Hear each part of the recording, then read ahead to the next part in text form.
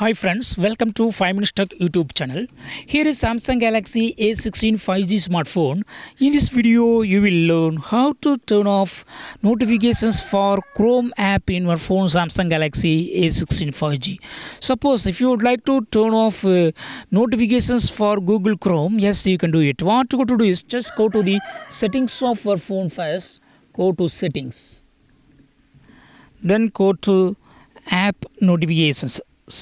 Click here for notifications. Okay, then go to app notifications, and here you will find Chrome is turned on. Okay, just to turn it off so that you will not get any app notifications for Google Chrome. In this way you can easily turn off app notifications for Google Chrome in your phone Samsung Galaxy A16 5G.